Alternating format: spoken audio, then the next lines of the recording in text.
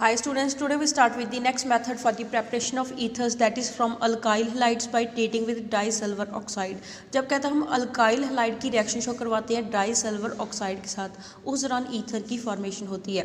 कहता है जो ईथर्स हैं ऑल्सो उसको हम प्रिपेयर कर सकते हैं जब हम हीट करते हैं अल्काइल हलाइड को डाइसल्वर ऑक्साइड के साथ। जैसे हमें यहाँ पे इसकी रिएक्शन गिवन दे रखी है, दैट इज कहता है अल्काइल हलाइड हमने कौन सा यूज़ करा है, इथाइल ब्रोमाइड को यूज़ करा है। उसके 2 मॉलिक्यूल हम यूज़ करते हैं एंड उसकी रिएक्शन शो करवाते हैं डाइसल्वर ऑक्साइड के साथ एंड इसके रिएक्शन मिक्सचर को हीट करते हैं।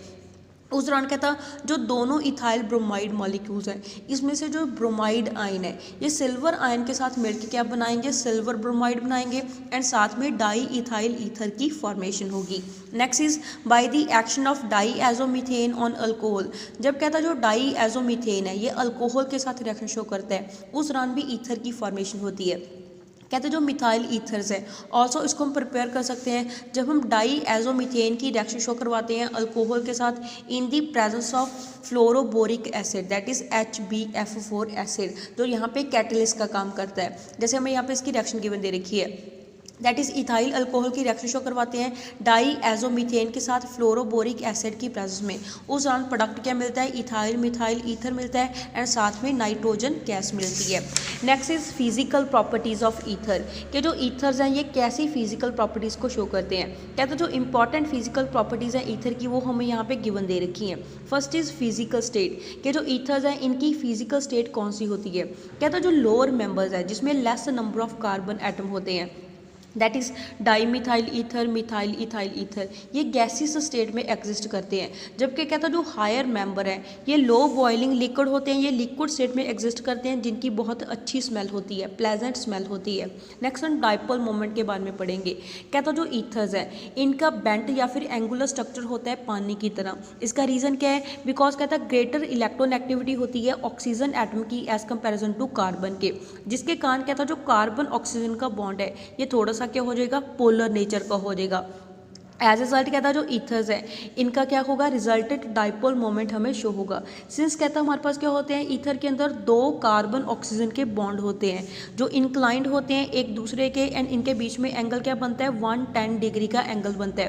कहते हैं जो 2 डाइपोल्स हैं ये आपस में एक दूसरे को कैंसिल आउट नहीं करते हैं। एज रिजल्ट कहता है जो ईथर्स हैं इनका रिजल्टेंट डाइपोल मोमेंट होता है। फॉर एग्जाम्पल कहता है जो डाइपोल मोमेंट है डाई मिथाइल ईथर का ये 1.3 डी होता है एंड जो डाई इथाइल ईथर है इसका डाइपोल मोमेंट 1.18 डी होता है।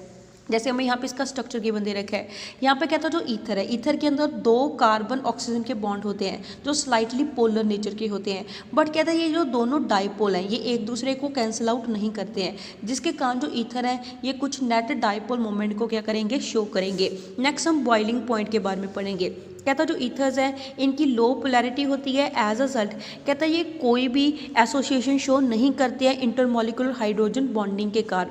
देयरफॉर कहता है जो ईथर्स है ये लो बॉइलिंग पॉइंट को शो करते हैं एंड इनका जो बॉइलिंग पॉइंट है वो लोअर होता है than that of the isomeric alcohol के कंपैरेटिवली एंड ऑलमोस्ट इनका बॉइलिंग पॉइंट सेम होता है as those of the alkane of the comparable molecular mass. जैसे हमें यहाँ पे गिवन दे रखा है, कहते हैं जो डाई इथाइल ईथर है इसका बॉइलिंग पॉइंट 307.6 केल्विन आता है, जबकि जो एन ब्यूटाइल अल्कोहल है इसका बॉइलिंग पॉइंट 390 केल्विन आता है। जबकि कहता है जो एन पेंटेन है दैट इज अल्केन है उसका बॉइलिंग पॉइंट 309.1 केल्विन आता है। तो हमें यहाँ से क्या चीज़ हो रही है कि आइसोमेरिक अल्कोहल दैट इज कहता है यहाँ पे ऑलमोस्ट इनका क्या है, सिमिलर मॉलिक्यूलर मास है।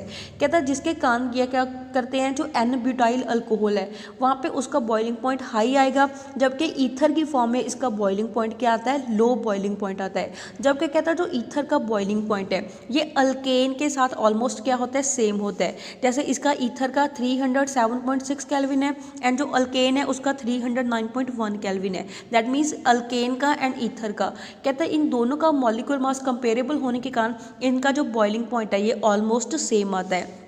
कहता है जो लार्ज डिफरेंस होता है in the boiling point of alcohol and ether, उसका रीज़न क्या है, बिकॉज कहता है हाइड्रोजन बॉन्डिंग प्रेजेंट होती है अल्कोहल के अंदर, जबकि ईथर के अंदर हाइड्रोजन बॉन्डिंग प्रेजेंट नहीं होती।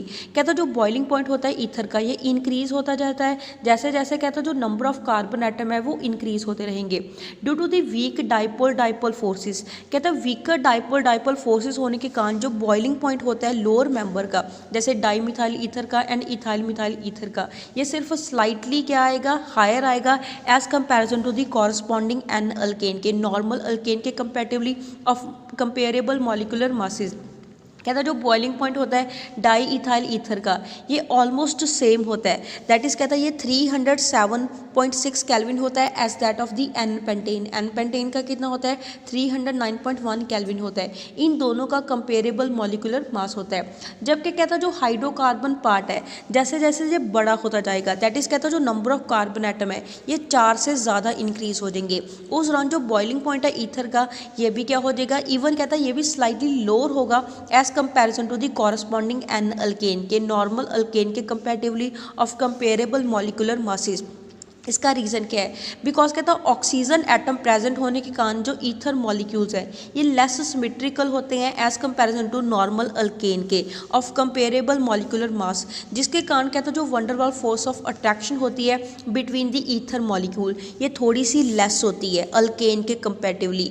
दैट इज़ कहता है उसमें क्या होता है अल्केन के अंदर ज़्यादा सिमेट्रिकल होने के कारण वंडरवाल फोर्स ऑफ अट्रैक्शन ज़्यादा होती है, जिसके कारण कहता है जो ईथर है इसका बॉइलिंग पॉइंट लो आएगा, जबकि जो नॉर्मल अल्केन है इनका जो बॉइलिंग पॉइंट है ये थोड़ा सा ज़्यादा आता है of the comparable molecular masses. जैसे हमें यहाँ पे एग्जांपल गिवन दे रखी है ईथर की, ईथर का फॉर्मूला हमें गिवन दे रखा है CH3OCH3 CH3O C2H5 C2H5O C2H5। That is कहता है हम यहाँ पे क्या कर रहे हैं अल्काइल ग्रुप चेंज कर रहे हैं। यहाँ पे दोनों मिथाइल ग्रुप है ऑक्सीजन के आसपास, यहाँ पे कहता है एक मिथाइल ग्रुप है एक इथाइल ग्रुप है।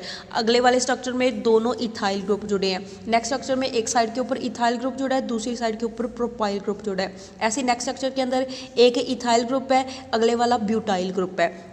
कहता है जैसे जैसे जो मॉलिक्यूलर मास है वो इंक्रीज हो रहा है वैसे वैसे कहता है जो बॉइलिंग पॉइंट है ये भी क्या होता रहता है इंक्रीज होता रहता है। नेक्स्ट हमें कंपैरिजन गिवन दे रखा है नॉर्मल अल्केन का, दैट इज प्रोपेन का, एन ब्यूटेन का, एन पेंटेन का, एन हेक्सेन का, एन हेप्टेन का।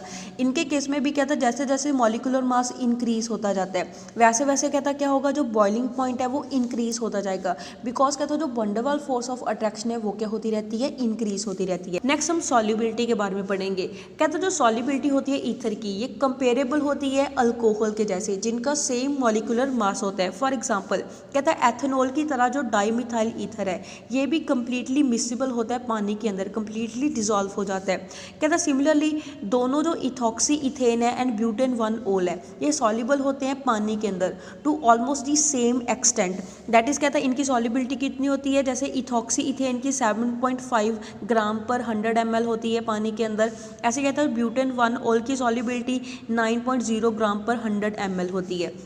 ऑन दी अदर हैंड कहता है जो पेंटेन है ये ऑलमोस्ट इमिसिबल होता है पानी के अंदर, ये पानी के अंदर डिजॉल्व नहीं होता। कहता है जो सॉल्युबिलिटी होती है ईथर्स की पानी के अंदर वो किस वजह से होती है, बिकॉज कहता है अल्कोहल की तरह जो ऑक्सीजन एटम है ईथर का ये भी क्या करेगा हाइड्रोजन बॉन्ड बना लेगा वाटर मॉलिक्यूल के साथ, जैसे हमें यहाँ पे शो कर रखा है।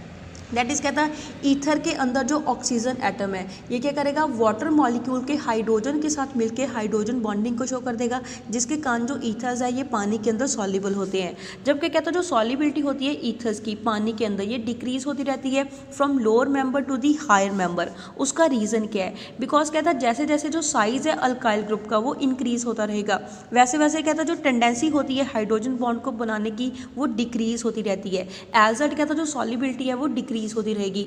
ईथर्स कहता है जबकि क्या होते हैं फेयरली सॉल्युबल होते हैं कॉमन ऑर्गेनिक सॉल्वेंट के अंदर, जैसे अल्कोहल, क्लोरोफॉर्म, एसीटोन, बेंजीन के अंदर इनकी सॉल्युबिलिटी होती है। नेक्स्ट हम डेंसिटी के बारे में पढ़ेंगे। कहता है जो सभी ईथर्स हैं ये पानी से हल्के होते हैं, लाइटर होते हैं एज कंपेरिजन टू वाटर के।